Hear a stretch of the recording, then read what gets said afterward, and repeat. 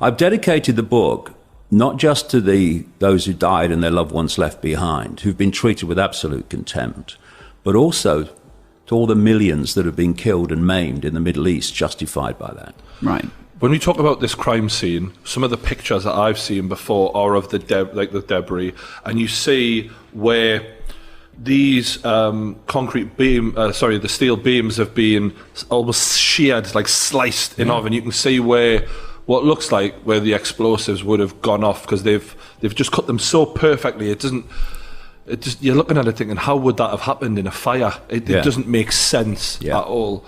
Well, again, I quote in the book, it took a year for this to come out. But they were saying in that year that the fire crews only got to a certain level, not too high, in the towers, right? And then a year after it happened, tapes were released of conversations between fire officers and the ground. And these fire officers were right at the seat of the frickin' fire. Yeah. And they were talking about just little pockets of fire to deal with. So the idea... And then they also started saying, I heard a bomb go off. And I heard quite a few of them going, you haven't seen there's bombs in the building, I think a few of them said. Yeah, there's quite a few people in there that I quote, both from Building 7 and the Twin Towers, who, independent of each other, describe bang, bang, bang, bang, bang, bang, bang, going off as just before the towers came down. Wow. Yeah. It's, when people see what's in that book, I mean, I'm a bloke from Leicester, right? And I do what I do. But if I can do that and take the official story absolutely apart in every aspect, where the hell have the BBC and CNN been in the last 18 years? Where have they been?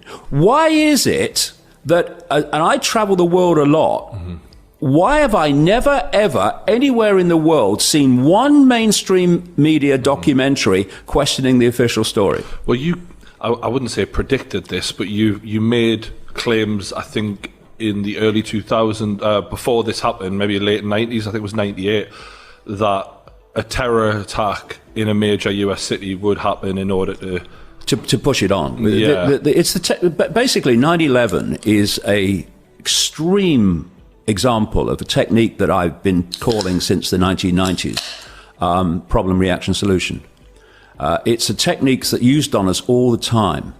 You want to change the world in a certain way, and you want to push the world in a certain direction. You want to do certain things, which if you just openly announce this is what we're going to do, or we want to do, you'll get a pushback. People will go, what do you mean? What are we going to do that for? Well, what's the justification of that? Like regime change in a series of countries in the Middle East and invading Afghanistan, etc. Well, nobody ever wants to go to war. And I think there was a quote, wasn't Bush, it was one of his people who goes something like a new Pearl Harbor. There was a quote that went around where we need a new Pearl Harbor. Yeah. I can give you chapter and verse on that. And that alone is devastating to the official story.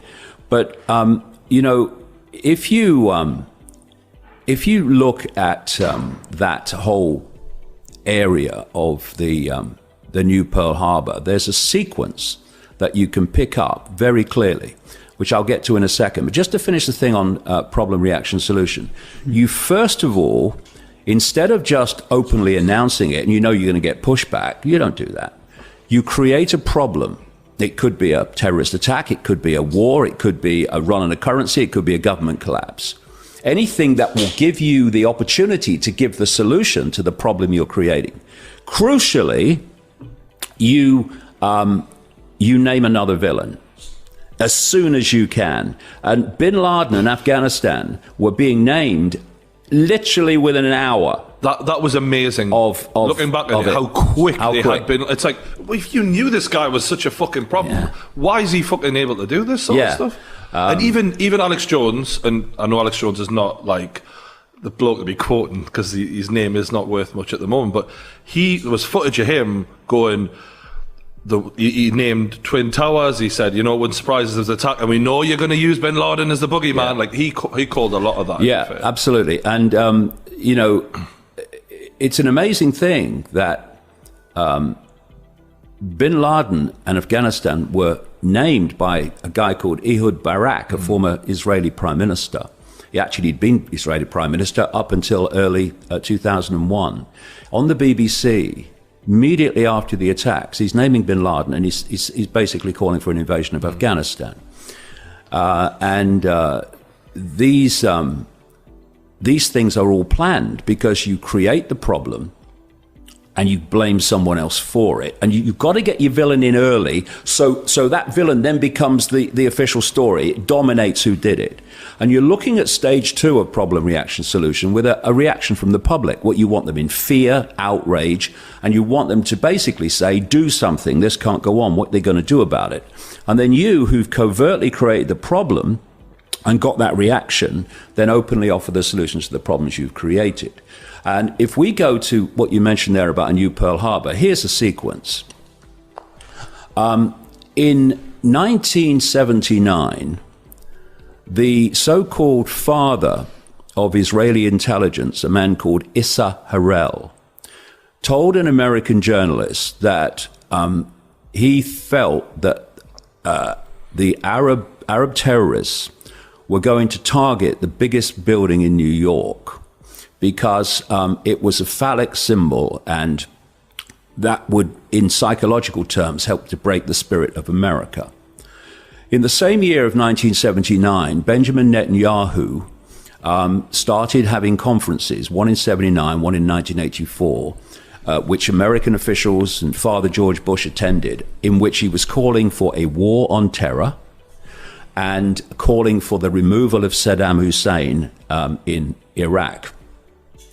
In 1996, a man called Richard Pearl, who was an ultra-Zionist close associate of Netanyahu, who was by then Prime Minister of Israel, he produced a report called A Clean Break for Netanyahu, in which he called for the removal of Saddam Hussein, targeting Syria, targeting Iran, and so on. And then in 1997, an organization with Richard Pearl involved heavily was created in America called the Project for the New American Century. This was an ultra-Zionist organization which was co-founded by two big-time Israel firsters and associates of Netanyahu called William Kristol and Robert Kagan. In the Project for the New American Century in 1997, when it was formed, and right up and across 9/11, was Dick Cheney, who at the time of 9/11 would be de facto president, officially vice president, Donald Rumsfeld, who would be 9/11 defense secretary, Paul Wolfowitz, who was 9/11 deputy defense secretary and the real power in the Pentagon, and Dov Zakheim, who at the time of 9/11 was comptroller of the Pentagon in charge of that entire budget. And there was another guy there in the Project for the American Century called John Bolton, who has been, until he got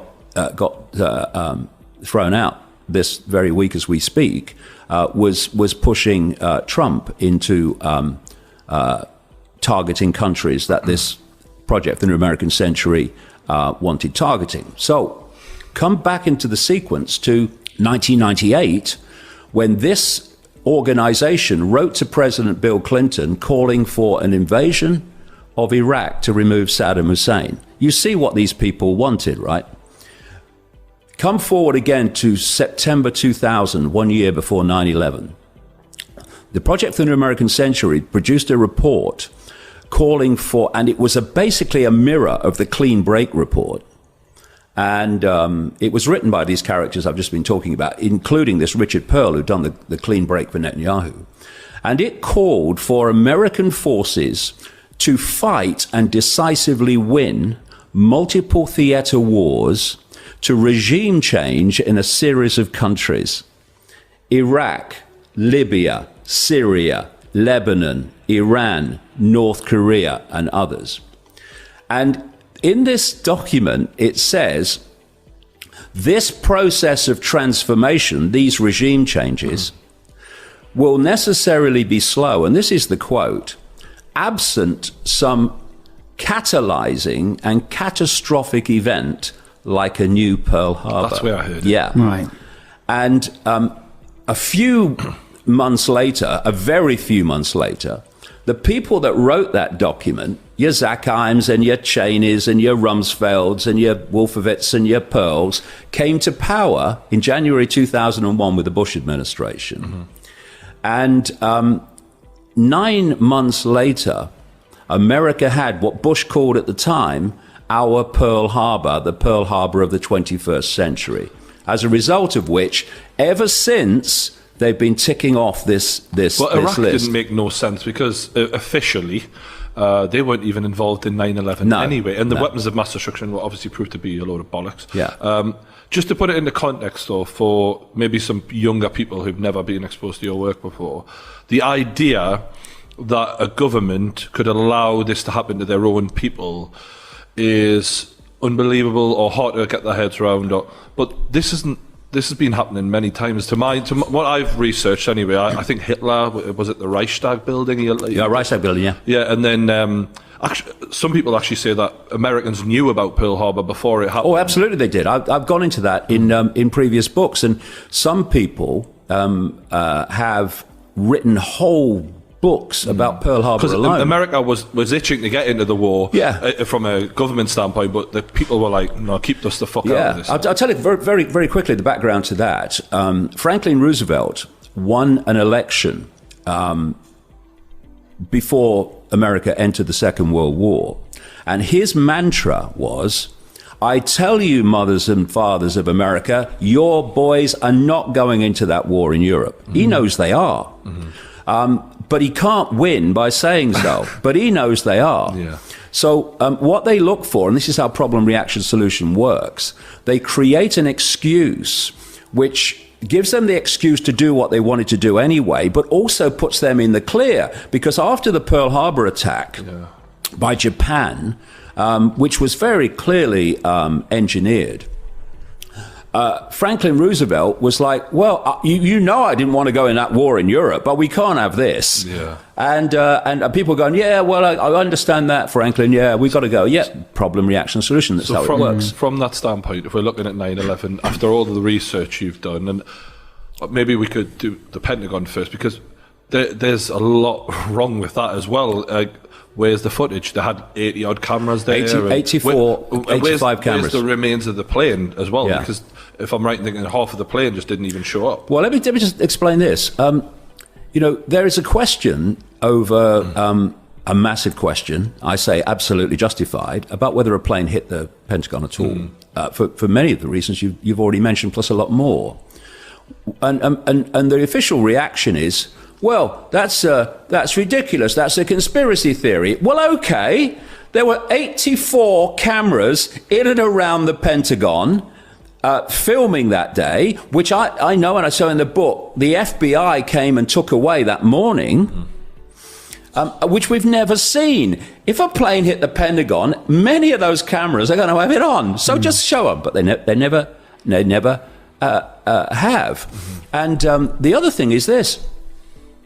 Do you know it's never been established? Isn't there a photograph or two photographs with about 5 frames. Flash? Oh, yeah, it's a joke. And you're like, that doesn't look like a plane. Far distant. Yeah, it looks more like a missile. Yeah, exactly. Well, there's a very good chance it was a missile. Either a missile or a bomb inside the building because, God, I mean, we could talk forever about this. There's so many elements to it. You know the size of the Pentagon, right? Massive, massive building. Well, on the far side from where the Pentagon was said to be hit, that's where all the bigwigs were. Your Rumsfelds and your big generals, right? Now, if you're and by the way, if the plane had to come straight in, that's where it would have hit. But it had to do this spiral. And by doing the spiral and missing where the bigwigs were, and if you did any research on the internet, you knew where they were. No, the guy flying it's like, the janitors. Let's hit the cleaners room. Yeah. We're going to need to do another circle, mate. You're going to hit the Rumsfelds. We've got to turn this around again. I'm having a mare here. Yeah. It comes round. Wait for this. It comes round, they say, and it hits something called Wedge 1. Wedge 1 just happened to be that part of the Pentagon that had just undergone massive reinforcement to protect the building from just such an attack. Wow. It's just insane. But like I was saying, do you know that they've never even established, and it's a doddle to do, that the planes that left the airports were the ones that hit the buildings.